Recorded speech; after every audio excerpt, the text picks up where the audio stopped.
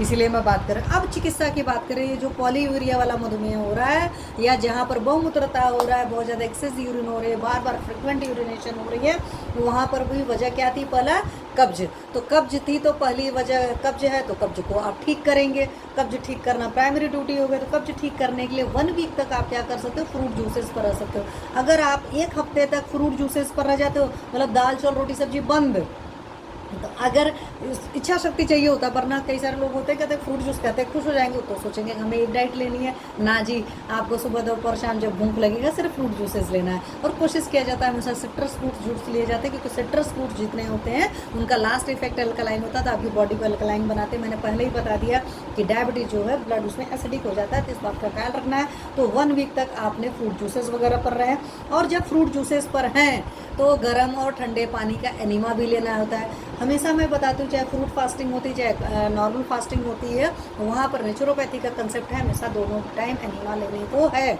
वरना बहुत सारे लोग कहेंगे जी हमने कुछ खाया नहीं तो पॉटी कहाँ से होगी, तो ये वाला कंसेप्ट नहीं लगाना है यहाँ पर। इसीलिए कभी भी देखिए, जो मैं भी आप ट्रीटमेंट बताऊँगी ये मैंने भले बता दिया आप ठीक कर लोगे, बट घर पर पॉसिबल नहीं हो पाता। तो कोई भी नेचुरोपैथी सेंटर अच्छा सा हो तो वहाँ जाकर करिए, या तो पूरा अपने घर पर व्यवस्था करिए तब करिए, और किसी के साथ में सुपरविज़न करिए। मैं आपकी अवेयरनेस के लिए बता दे रही हूँ, बट अपने मन से नहीं करिए, क्योंकि हमेशा बताया है कि बहुत सारे लोग अपने मन से एनिमा लेते रहे, सब कुछ करते रहे, बट उनको आराम नहीं आया। और कुछ डॉक्टर की फ़ीस होती है फिजिशियन की, वो भी उसको देना पड़ता है, तो सुपरविज़न में कराइए, ठीक रहेंगे। तो वैसे भी आप भी को कहीं से पैसे आते हैं ना, तो इकोनॉमी शुड ऑलवेज फ्लो, पैसा रुकना नहीं चाहिए। कहते हैं ना लक्ष्मी जी का पत्नी तर उपभोग नहीं किया जाता है, तो ये सारी चीज़ें भी होती हैं और मैंने देखा हुआ है, इसलिए मैं आपसे बता रही हूँ। और घर पर नहीं हो पाता, घर पर करना आसान होता है, बट घर पर इतना लंबा कोई चीज़ भी कर पाते नहीं हैं, क्योंकि कोई बगैर में पढ़ कर अच्छा कुछ खा रहा है तो आपका भी दिल करेगा। कृष्ण किशोर द्विवेदी जी नमस्ते, और महेश दुबे सर नमस्ते। Where is the centre and when I can come? Sir मेरा सेंटर चंडीगढ़ के पास में जीरकपुर जगह है, वहाँ पर है। 10 to 7 मैं रहती हूँ, और आप कॉल करके कभी भी आ सकते हैं। My number is 9501213586। Okay sir. Otherwise मैं आपको इंस्टा पर खुद ही रिप्लाई कर दूँगी, अगर इंस्टा या फेसबुक जिस पर भी है, ठीक है। क्योंकि एक साथ मैं फेसबुक इंस्टा यूट्यूब पर तीनों पर लाइव होते हैं। उसके पीछे वजह है कि कुछ लोग मुझे जो फेसबुक वगैरह जानते हैं वो फेसबुक पर जुड़ते हैं, कुछ आजकल एक इंस्टा वाला क्रेज़ लोगों को चला है तो कुछ लोग इंस्टा पर जुड़ते हैं। और बहुत सारे मेरे पास बुजुर्ग पेशेंट्स हैं जो ये कहते हैं कि मैम मैं यूट्यूब फेसबुक नहीं ज्वाइन कर सकता हूँ, मैं फेसबुक पर नहीं आना चाहता हूँ, इंस्टा पर भी वो नहीं आना चाहता है। और यूट्यूब आज की डेट में हर कोई स्क्रॉल अच्छे से कर लेता है, इसलिए मेरा यूट्यूब पर आने का लॉजिक था, इसलिए मैं यूट्यूब पर आ रही हूँ, ठीक है। तो 1 वीक तक आपने फ्रूट फास्टिंग किया, तो ये उन लोग के लिए भी एप्लीकेबल है जिन लोगों को कब्ज वगैरह की शिकायत रहती है, वो सारे लोग कर सकते हैं। गर्म ठंडे पानी का एनीमा मैंने बता दिया। जब ये फ्रूट फास्टिंग आप कर रहे हैं, कमर की भीगी लपेट जो है वो जरूर करना है। तो बेटर तो यही कि रात में कमर में भीगी लपेट करके सो जाइए, या मिनिमम हमेशा खाली पेट करना होता है, तो 1 से 1.5 घंटे का मिनिमम लपेट तो करना ही करना है डेली। तो एक तो कब्ज तोड़ने के लिए किया। अब दूसरा काम क्या था कि आपके जो स्वेट ग्लैंड्स हैं उनसे स्वेट नहीं निकल पा रहा, आपके जो पोर्स हैं वो सारे बंद हो गए हैं, तो उनके लिए क्या करना है? उन पोर्स को खोलना है। अब उन पोर्स को खोलने का तरीका, या तो सनलाइट में वॉक कर लीजिए अच्छे से, तब पर भी पसीना आ जाएगा, या स्टीम बाथ कर लीजिए डेली 5 मिनट, सिर्फ 5 मिनट है, इस बात का ख्याल रखिएगा। अब स्टीम बाथ लेने का पर्टिकुलर तरीका है, हालांकि उस पर एक वीडियो बना करके डाला हुआ है, जाकर उसको सुन लीजिएगा। Please send on WhatsApp number this the centre details and contact number.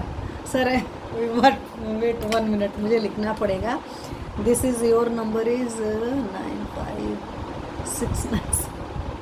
आप बाद में भी कमेंट करके छोड़ देते ना, तो मैं फेसबुक पर देख लेती एक्चुअली, सबसे बड़ी चीज़ है। तो इस बात को आप समझ लीजिए कि किसी भी तरीके से ऐसा काम करेंगे, चाहे आप स्टीम बाथ ले लीजिए उससे हो जाए, चाहे सूरज में की रोशनी में वॉक कर लीजिए। लेकिन अब आपको पता है इतनी सड़ी सी गर्मी है, तो इसे सड़ी सी गर्मी में कम से कम 10 बजे से 4 बजे के अंदर वॉक करने में मत गलती करिएगा, क्योंकि मैंने अभी कहा और आप अगले दिन दोपहर के 12 बजे निकल गए वॉक करने, कि मैडम ने कहा था, कहते हैं ना युक्ति, कहते हैं हमारे आयुर्वेद का में कहते हैं लॉजिक, अपनी लॉजिक लगा करके तब कोई काम करना होता है। किसी ने कहा बस नाक की सीटी वैसे चले जाना नहीं होता। तो वैसे भी वॉक करने का टाइम आप बोलते हैं कि सनराइज जब हो गया तब सुबह कर लीजिए, और सनसेट होने वाला तो शाम को कर लीजिए, और आप वॉक करेंगे तो उसमें पसीना आ जाता है, ठीक है। ऐसा नहीं होता है अब ये कहो कि हम एसी के अंदर बड़े से कमरे में वॉक कर रहे हैं तो वहाँ पर पसीना नहीं आएगा। एक चीज़ ये है, अब आपने जब स्टीम बाथ ले लिया या वॉक करके आए, तो फिर आप नॉर्मल वाटर से 10 मिनट नहाएंगे। वॉक करने में तो आपको ज़्यादा टाइम लगेगा, स्टीम बाथ लोगे तो 5 ही मिनट लोगे। अब स्टीम बाथ के और भी तरीके होते हैं, हम लोग यहीं तक वो करते हैं। आगे यहाँ पर सर पर ठंडे पानी की पट्टी रखनी पड़ती है, तो स्टीम बाथ लेने के बहुत सारे तरीके होते हैं, इस बात का ख्याल रखिएगा। हाई बीपी वगैरह के पेशेंट्स को स्टीम बाथ वगैरह में बहुत प्रिकॉशंस रखनी होती है। ये जो सोना वाला कंसेप्ट चला, मैं क्यों बता रही हूँ, क्योंकि यूएस वगैरह में बड़ा वो हो गया, उनको हो गया पोर्स खुल रहा है। अब यहाँ पर भी क्या हो रहा है, कभी भी हाई बीपी के पेशेंट को सर पर हमेशा ठंडी चीज़ें रखनी होती है, गर्म चीज़ें नहीं रखनी होती है। और उनका क्या होता है, पूरा कमरा होता है, उस कमरे में जैसे मैं यहाँ पर बैठ गई और यहाँ पर चल रहा है वो पूरा सिस्टम, तो प्लीज़ उस तरीके से कोई काम मत करिएगा। स्टीम बाथ लेना प्रॉपरली लीजिए, अदरवाइज निरापद ये है कि सनलाइट में आप वॉक कर लीजिए और आपको पसीना आ जाएगा। तो अपनी बॉडी में पसीना लाने जी की पूरी कोशिश करनी है। स्वप्निल जैन जी नमस्ते, तो इस बात का पूरा ख्याल रखेंगे।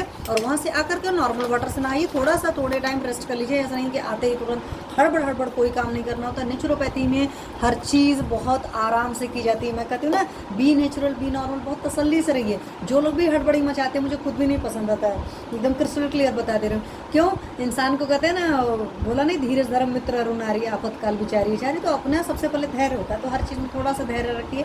कई बार चीज़ें धैर्य से बहुत आसान हो जाती हैं। धैर्य करने का मतलब आलसी नहीं होता, लेकिन धैर्य करने में हम हड़बड़ी नहीं था, क्योंकि हड़बड़ी का शैतान का काम होता है। सुधीर श्रीवास्तव जी नमस्ते। साथ में इसमें एक काम और क्या कर सकते हैं कि भीगी चादर की जरूरत होता है ना, पूरी चादर लपेट करके, उसको हमारे यहाँ बोलते हैं भीगी चादर की लपेट, तो होल बॉडी तक लपेटना होता है। और उसके बाद में आपने लपेटा हुआ एक दिन करना है, वीक में ज़्यादा दिन नहीं करना है। उसके बाद में फिर शीतल घर्षण में स्नान करना होता है, हल्का सा ठंडा पानी से रगड़ करके बॉडी को करना होता है। नहाने के तरीके में भी मैंने आप लोग को पहले ही बताया हुआ है कि जब कभी आप बॉडी को बहुत अच्छे से रगड़ करके नहाते हो, रगड़ के मतलब सोप लगा कर वाली बात नहीं होता है, ऐसे ही ड्राई, हर आदमी के लिए अलग अलग है। कुछ लोग के लिए ड्राई ही रगड़ना है, कुछ लोग के लिए वेट रगड़ना है। तो जो लोग मोटे होते हैं खास करके उनके लिए ड्राई मसाज बहुत जरूरी होती है। तो अच्छे से जब करते हो तो आपकी बॉडी का ब्लड सर्कुलेशन अच्छा होता है। तो जितना बढ़िया ब्लड सर्कुलेशन होगा उतना बढ़िया आपकी स्किन भी होगी, आपकी हेल्थ भी अच्छी होती है। तो इसलिए मैं कर रही हूँ। स्वप्निल जी थैंक यू जी। जिस बात होता है, साथ में आपको वॉक जरूर करनी है, चाहे आपको पॉलीयूरिया वाला डायबिटीज़ हो, मतलब डायबिटीज़ इंसिपिडस हो, चाहे आपका डायबिटीज़ मेलाइटिस होता है, दोनों के केस में आपको पता है हल्का व्यायाम जरूर करिए। मैं हमेशा कहती हूँ, जब आप व्यायाम की शुरुआत करते हैं तो हमेशा योगासन करिए।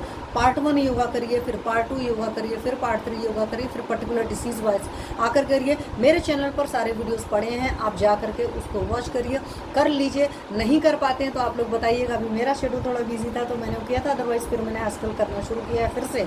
तो मैं आप लोग को भी कहूँगी प्लीज़ ज़रूर करिए। अगर कुछ नहीं समझ में आता है तो आप लोग मुझे वॉइस मैसेज करके छोड़ सकते हैं, व्हाट्सएप पर टेक्स्ट कर सकते हैं, आई विल रिप्लाई यू। जितने भी क्षारधर्मी पदार्थ हैं मैंने शुरुआत में बताया, वो सारी चीज़ें खाना है।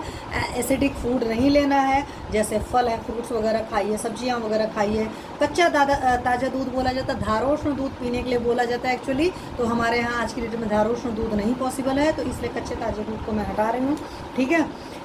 लेमन वाटर पीने के लिए मैं अपने सारे ऐसे पेशेंट्स को कहती हूँ, क्योंकि सिट्रस फ्रूट्स का लास्ट इफेक्ट अल्कलाइन होता है, और सुबह सुबह लेने को बोलती हूँ। और मैं हमेशा आधा नींबू से शुरुआत करने को बोलती हूँ, क्योंकि अगर आपकी बॉडी में कैल्शियम कम रहा है तो ज़्यादा नींबू लेंगे तो बॉडी का कैल्शियम निकल जाएगा, तो एक अलग प्रॉब्लम क्रिएट करेगा। तो इस बात का भी ख्याल रखना होता है। साथ में क्या होता है, पहले कुछ दिन तक गर्म पानी पीना होता है, बाद में फिर नॉर्मल वाटर पर आप आ जाते हैं, तो इस बात का ख्याल रखना होता है, ठीक है। और साथ में गर्म रखने के लिए अपनी बॉडी को गरम कपड़े पहनने होते हैं, ठीक है। तो जब ठंड नहीं लगेगी तो उससे फिर पॉलीयूरिया की तकलीफ नहीं होगी। तो देखो कितने नेचुरल सी चीज़ें हैं। और बलराज सिंह सर नमस्ते सर। सर आपकी एक क्वेरी थी, देखो मैं उस दिन आपको सोचा था कॉल करूँगी, मेरे पास कई बार दिमाग में ख्याल है, बट मैं आपको कॉल करना भूल गई, सॉरी सर। तो मैं वही कह रही हूँ कि इस बात का पूरा ख्याल रखिए, तो आपका पॉलीयूरिया जो है जड़ से ख़त्म हो जाएगा। इस बात का ख्याल रखिए। चलिए अब हम चीनी वाले मधुमेह की बात